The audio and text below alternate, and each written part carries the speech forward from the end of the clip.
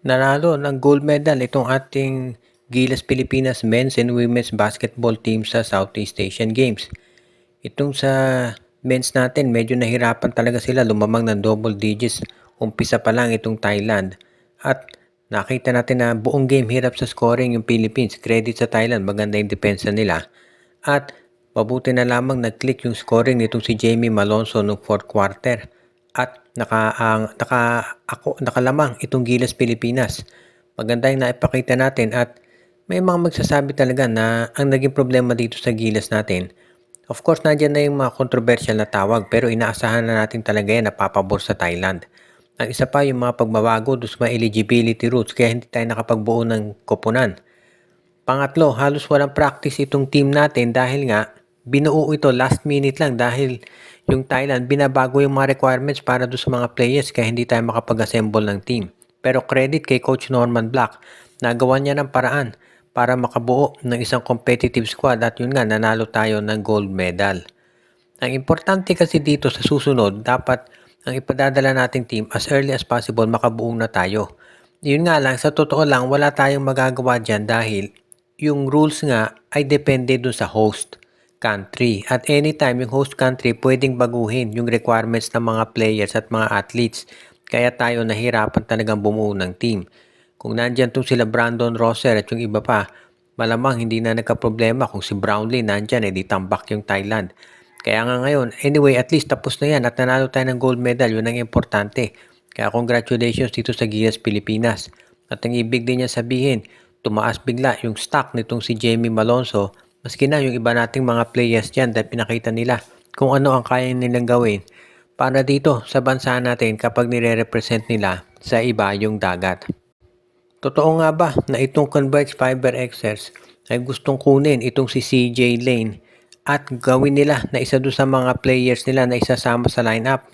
Itong Converge kasi naghahanap pa raw ng additional na big man para maitulong dito kay Justin Arana at Justin Baltasar at mukhang si 6'10 CJ Lane ang isa doon sa nakikita nila na pwedeng magamit. Kaya nga ngayon, mukhang nababagay talaga itong si CJ Lane para dito sa lineup nitong Converge Fiber Xers.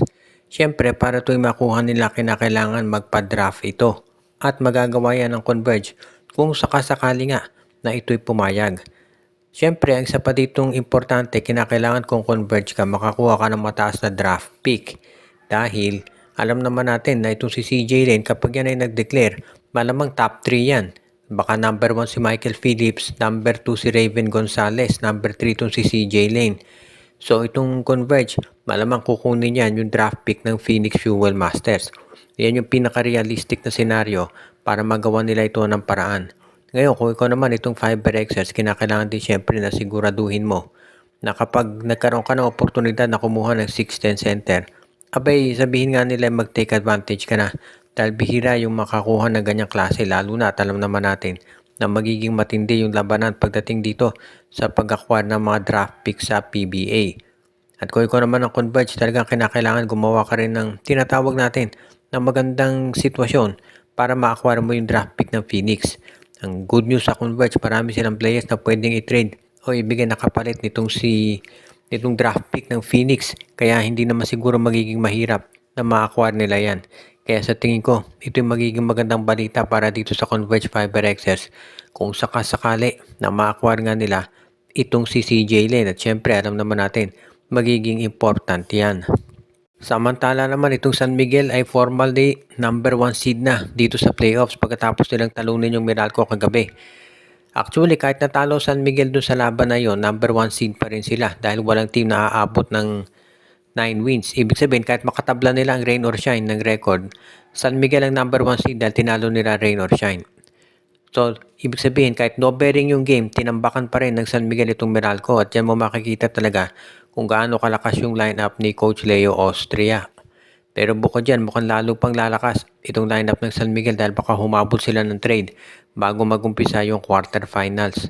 Ang balita kasi ngayon mukhang gustong kunin ng San Miguel Beer itong si Joshua Monson mula dito sa Titan Ultra kapalit ni Jeron Teng dito sa kanilang lineup at baka isama pa rin nila itong si Mario Barasi.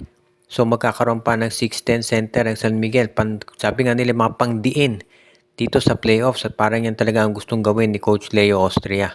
Mukhang determinado sila talaga na sabihin natin ay manalo ulit ng kampeonato dito sa Philippine Cup at siguraduhin na magiging maganda yung kanilang nilalaro. Ngayon, kinakailangan siyempre kung kukunin nila si Barasi at si Monson ay meron silang ibibigay at sa tingin ko nga itong si Jeron Teng at si Chris Miller na ang i-offer na kapalit nitong si Coach Leo Austria. Kapag yan ay ginawa ng San Miguel Beer, mas lalong magiging matindi yung kanilang roster at hindi na ako magtataka kung marami nga maniwala na pabor sila na ito'y makaabot sa finals, sila heavy favorites dyan.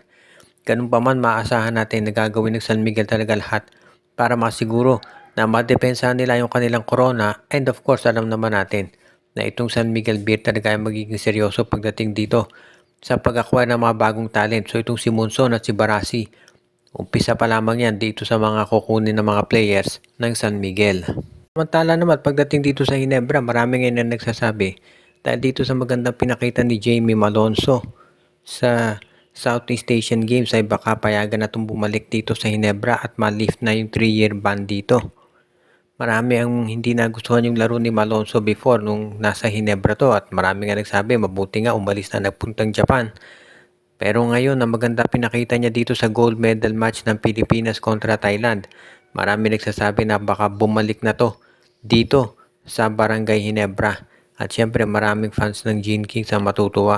Pero sa totoo lang sa tingin ko medyo malabo na bumalik itong si Malonzo dito sa Ginebra dahil yung 3-year ban na yan inimpose ng Board of Governors. At hindi naman nila basta-basta aalisin yan sa tingin ko. Sa tingin ko ito si Malonzo hindi pa yan makapaglalaro sa PBA talaga for the next 3 years. At kinakailangan sa Japan B-League siya o sa ibayong dagat magpakitang gilas. Pero anytime naman pwede yan maglaro dito sa Philippine team. At sa tingin ko magiging maganda yung papakita nitong si Malonzo. Pero sayang, nakapanghihinayang. Dapat na stay na lang siya dito sa PBA dahil secure siya doon sa spot niya sa Barangay Ginebra. Pero yun nga, nag-decide siya na magpunta sa Japan B-League at after 5 games lang ay kinat na siya ng team. So ngayon, hindi pa natin alam kung saan maglalaro itong si Jamie Malonzo. Pero ganun pa man, at least maganda pinakita niya dito sa SEA Games at nakatulong kung saan nanalo tayo ng gold medal. Sa panig naman ng Ginebra, nagfo-focus na lang sila dito sa quarterfinals. At kung talunin nilang Titan Ultra, magkakaroon sila at least ng chance na tinatawag natin na magkaroon ng mas magandang resulta at baka maka twice to beat advantage pa sila. Pero lahat ng yan ay magdedepende doon sa quotient system kung maganda at kung superior doon sa ibang teams. At bago tayo magtapos ay batiin natin yung ating mga taga-subaybay katulad nila Joshua Giray, Espejo at Rosales family, si Jonel Alagon, si Mon de Guzman, si Anthony Alon, si Ireneo Salangsang, si Katsakino Dukusin, Malyari Mascarillas, si Dexter Domer, pati na rin si Joseph Pineda, Ronald Barbosidad at ang iba pa.